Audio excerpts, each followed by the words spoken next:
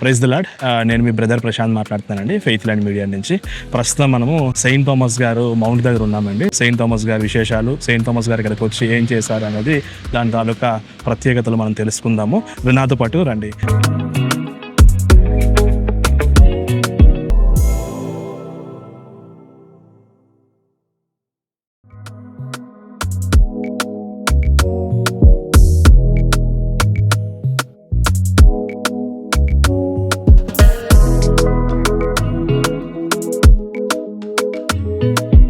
Saint Thomas mount, Chennai. యేసుక్రీస్తు యొక్క 12 మంది అపోస్తుల్లో ఒకరైన సెయింట్ థామస్ తన విశ్వాసానికి సాక్ష్యంగా తన ప్రాణాలనే అర్పించిన మహానుభావుడు.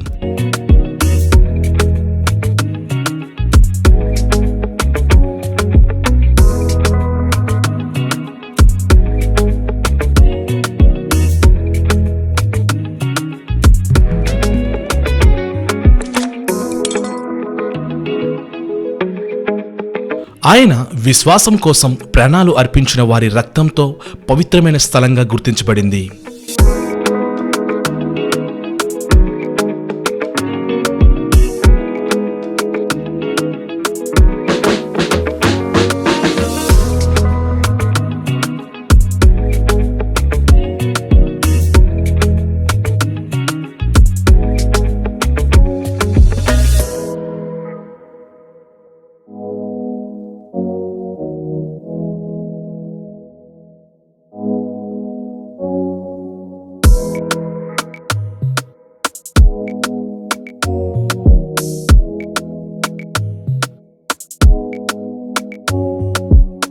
ఈ స్థలం భారతదేశంలోని సెయింట్ థామస్ మౌంట్ గా పిలువబడుతుంది.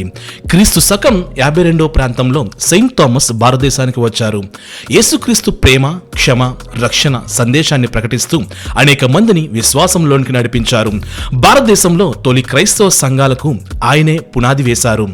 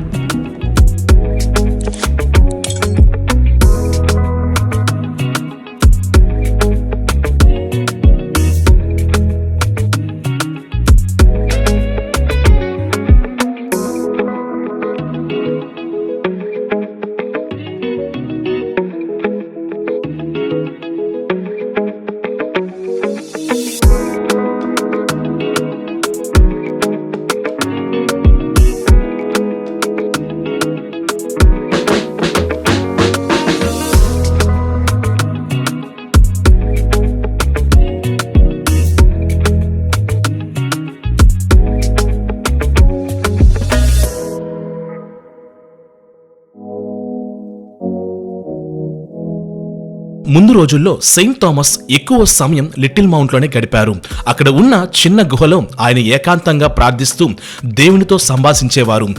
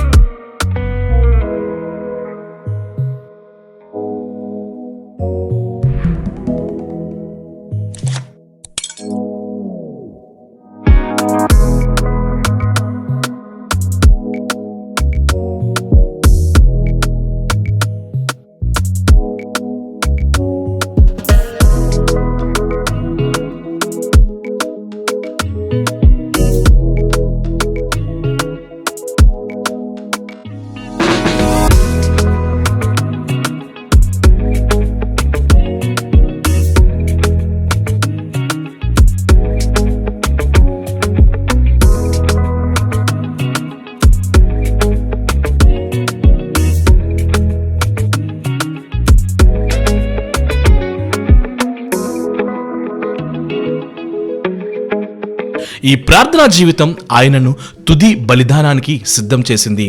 క్రైస్తవ విశ్వాసం వ్యాప్తి చెందుతుంది అని కొందరిలో వ్యతిరేకత పెరిగింది. భయాలు, హెచ్చరికలు వచ్చినా సెయింట్ థామస్ తన సేవను ఆపలేదు. సత్యం కోసం బాధను స్వీకరించడానికి సిద్ధంగా ఉన్నాడు.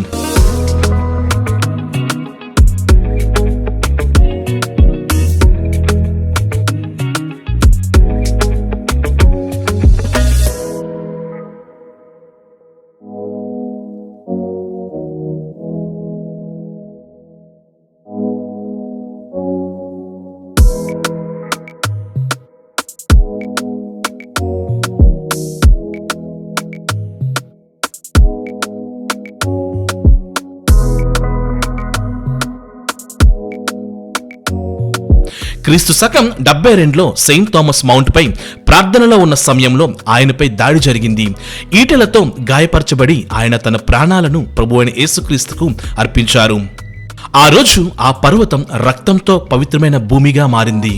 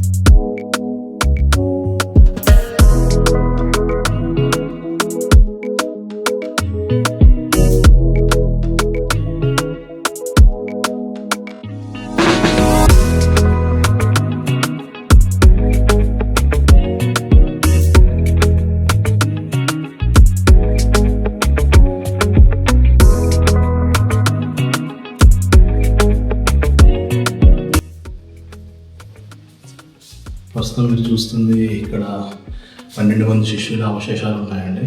అదే కాకుండా బైబిల్లో రాయబడిన చాలా మంది అవశేషాలు ఇక్కడ భద్రపరిచి ఉన్నారు. మీరు అన్ని చూడొచ్చు. ఆ గ్లాసులో ఉన్నారు కూడా వాళ్ళ యొక్క అవశేషాలు.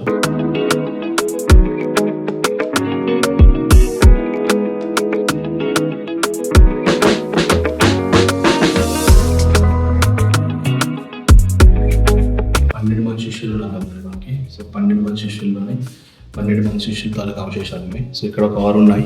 సో అక్కడ ఒక 6 ఉన్నాయి. మీరు ఇక్కడ ఒకటి చూడొచ్చు.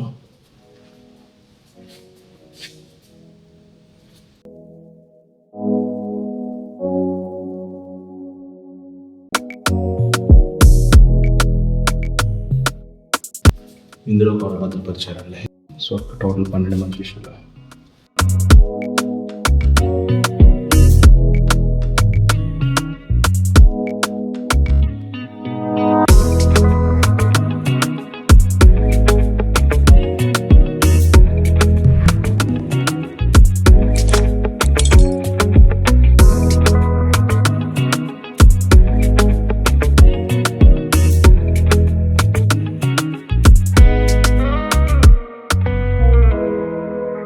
Dear friends, this is St. Thomas Mount National Shrine Basilica. Recently it has been raised as a basilica by the previous Pope Francis, and we even had a grand celebration on July 3rd. So right now, this is a shrine, and this is a national shrine, and this is also a basilica, internationally reputed place. And more than that, this St. Thomas Mount is known for the martyrdom of St. Thomas. You know that all of us are aware that St. Thomas came to India in 52 AD to share his experience with Christ. We do have a relic chapel where we have the relics of 125 saints, which is not there anywhere in India as well as in the world. 125 saints relics in one place. There is a chapel where you can come and pray to your own saint. And we do have the finger bone of St. Thomas and the toe bone of St. Thomas, which is very, very precious for this basilica. I am Father Michael. I belong to the Diocese of Chengalpet, and this St. Thomas Mount National Shrine Basilica is a treasure of Diocese of Chengalpet, Tamil Nadu, India, and to the entire Catholic Church in the world. And whenever you come, we are available for you for blessing and for prayers. God bless.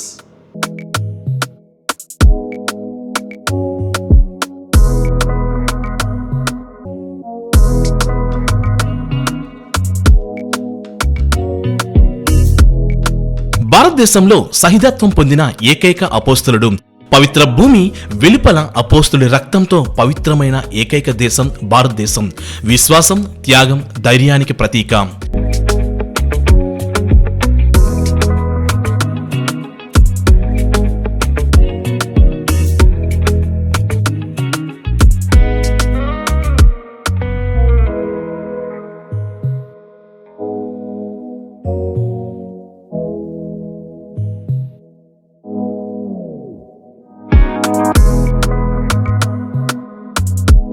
Saint Thomas సహితత్వ భూమి కేవలం ఒక ప్రదేశం కాదు, అది విశ్వాసానికి సాక్ష్యం, త్యాగానికి గుర్తు, దేవుని ప్రేమకు జీవితాంతం ఉండే సందేశం.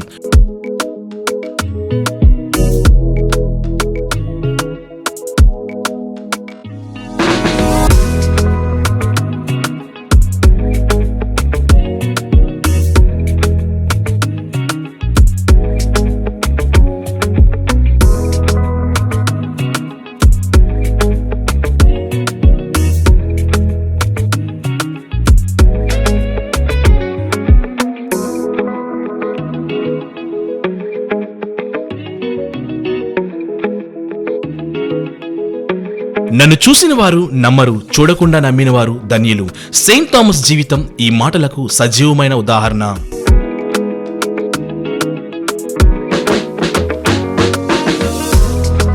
ఈ వీడియో మీకు నచ్చితే లైక్ చేయండి, షేర్ చేయండి, ఇంకా సబ్స్క్రైబ్ చేయడం మర్చిపోవద్దు. Faith Land Media Works, spreading the light of truth, and you are the light of the world. Thank you. God bless you all.